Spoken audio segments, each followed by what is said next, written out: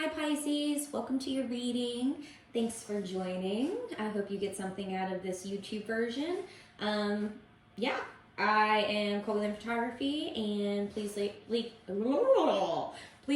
share, and subscribe to the channel. If this message resonates, follow us over onto Patreon. We're going to go through the tarot cards that I pull here, and then in the extended, we're going to go into I have Archangel messages for you, Animal Spirit deck messages, Dream Oracle decks, and some Buddha Wisdom cards. So we get a nice mixture of everything over in the extended, but you will most certainly get something from this reading on YouTube as well, hopefully. If this reading doesn't resonate, please check your Sun, Moon, Rising, Venus, and Jupiter and Saturn placements. Very interesting how those influence you. Yeah, so like this video if you're thinking about it, and let's get it. I don't know. Sometimes like these intros, you know, I think I'll get a flow down at some point, but right now I kind of just say it in the order that it comes to the forefront of my mind, and that's it. Like, I know what I need to cover, and that's about it. Excuse me, that was so rude. All right, let's see. What are the messages for Pisces? Pisces. What are the messages for Pisces? I just actually started paying attention to the fact that my jacket is making noises while I'm shuffling, and I apologize for that. I didn't really even think about that. I just have had it on because I walked in and like, you know what? Let me finish these tarot readings. The last little batch that I have for March.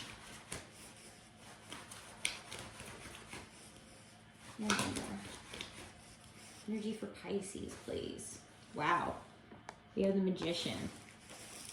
Well, if anything, you know, this is a very, like, it's a beginner, like a very novice card, but a very advanced card at the same time, because this is like the beginning of you understanding your alchemical powers, your innate powers to mold and cultivate and, you know, create the reality that you want to experience all around you.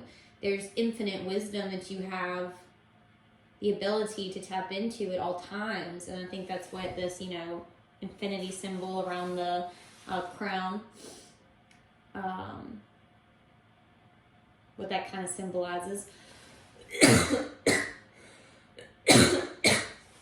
And what people, including myself, forget is that we think that we need all these resources. We need, you know, it's like you gotta have all these startup costs, like you gotta take care of all the startup stuff, you gotta have these big things, these big investments are needed in order to have something thrive or build like a new business or whatever. And a lot of people lose their sense of creativity and resourcefulness when it comes to using their natural abilities to attract things into your life. It's kind of like the whole thing, working smarter, not harder. Like going with the grain, not against it. And so when you learn to work with the natural elements, the energies that are taking place all around you, you then start to gain access to higher perspective, in which you start understanding that, okay, I can literally create a life of my dreams just by literally tapping into my innate abilities that I've been blessed with since birth, mind you. We just were never, it's like our systems are meant to disempower us.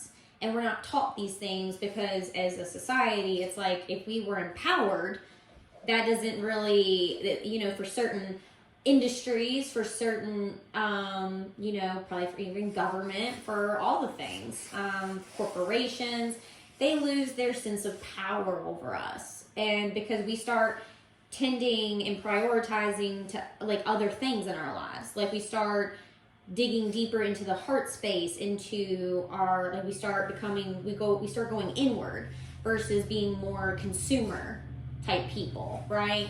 Or consumeristic, excuse me. And I feel like that can be detrimental to certain industries financially. So as a society, it's like we are not taught to really possess and utilize these innate powers, if you will, these innate qualities that we hold as energy bodies. It's literally just attracting and repelling energy, and that's what you're doing all the time, even on autopilot. But now we're stepping into a more conscious state where we're like, okay, I have the ability to actually, literally co-create my experience with the natural elements all around me. And this isn't witchcraft. You're literally doing this on an energetic level all the time. Anyways, from a quantum level. Like, there is no, like, you're always doing this. And so it's like, wouldn't you rather be doing this from a conscious scale, from a conscious level, rather than just letting your life be on fucking autopilot? Take back control, because you were never meant to, like, yes, there is a sense of surrendering to the divine, because the divine knows way more than we do, but there's also a sense of control that we hold on to, and we assert ourselves in that way to where we, you know, we really like validate that power within us, that we are powerful beings. We hold and stand firm in the knowing that, like, I have what it takes and possess all the innate qualities that any alchemist should, would, and could need in order to alchemize your experience to whatever it is that you want out of your life. That looks different for everyone. So that's why I love general readings, because it's like, you literally can do whatever you want with your life. You can literally change it now. Maybe it will take some time to reverse some momentum that you have going in, you know, not so pleasant energies, or maybe there's energies in your life that are playing out that you need to, like, you know, do something with in order to move forward in your life, whatever. But there's always a way to, like, things are going to shift really heavily for you when you start realizing that maybe you are realizing that your life has been, like, feeling like it's on autopilot, and you're like, why? And because that's honestly what my journey was, as a, like, just looking at, and I don't know everything. Like, this journey never ends, right? Like, it really doesn't. And, you know, I started really getting into, like, the law of attraction, understanding quantum law, physics, like, understanding the power of the mind, how we converse with the universe, with the divine, like, really, like, you know, becoming more aware. And then it's blended into tarot and astrology and the natural elements, you know, you learn so much as you start weaving these experiences. And I think that's what truly is the magician in all of us, is when you start really, like, you know, learning from XYZ, and you start implementing these lessons in a way that helps you move forward in life and helps you excel and exceed in life. And the magician energy can be, you know, it's kind of mind-blowing when you start to actually realize that you have power over your circumstances. You have you have this ability to co-create, to co-manifest, to co-attract this kind of stuff into your experience, you know? And I don't think that you have to, you know, give away your power in order to be accepted at this point. And honestly, I mean, this is the beginning of a whole new world, if you really think about it. I mean, as scary as it can be, as intimidating as it can be, you know, this is like the beginning of you stepping into your power. And, you know, life is probably going to look a lot different for you at the end of everything, is what I would think. You know, because once you start this journey and then you start looking around and you realize, sorry, I hope that that's not picking up. But you start to just really realize when you look around, you're like, okay, wait, maybe this isn't exactly what I wanted it to be, or where I wanted to be, or whatever, you know, how that's playing out. So then when you realize that you have the power to change your circumstances at each and every moment, you know, and, you know, it might seem like it takes a while for you to transition from one phase to the next, but, like, you have it within you in order to overcome all of that. But I get that it's scary. So really owning this power, owning this journey, to self-realization and understanding who you are, what you are, all of the above, you know, it's scary a little bit, because once you have to own this part of yourself, you realize that, you know, the only thing that's going to save you and or change your circumstances and or change, you know, heal you or do whatever, all of this, now you have to start taking accountability, and you have to start really like honing in on like who you are as a person, and, you know, learning how to co-collaborate and coexist and manifest, alchemize your experience through the natural elements within and around you, you know. And so, you know, if you're not happy or you're unsatisfied or whatever, like, now you have to take accountability and be like, okay, well, now I have to shift into XYZ direction, and I have to own that.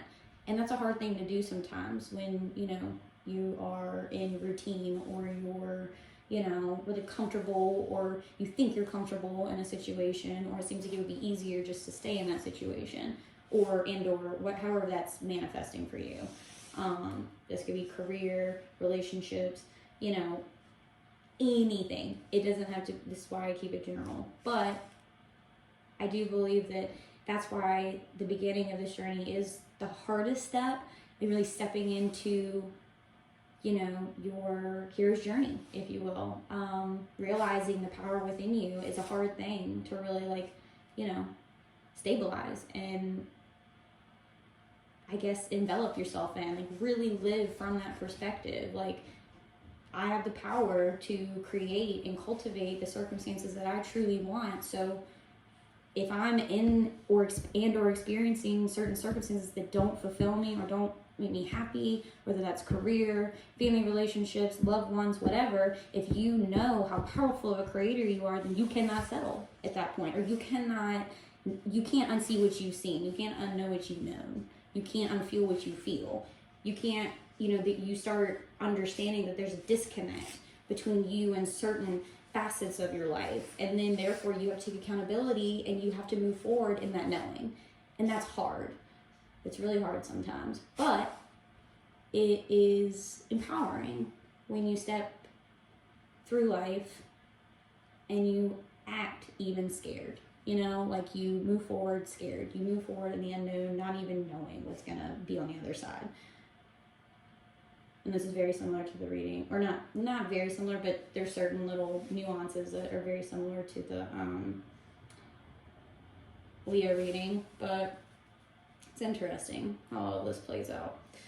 But all right, well, we're gonna end this here. We're gonna hop on over to the extended. I hope you enjoyed and got something out of it. If not, I'm sorry. And check your sun, moon, rising, and Venus signs. It's always a pleasure, and we're gonna hop on over to Patreon. So until next time, bye.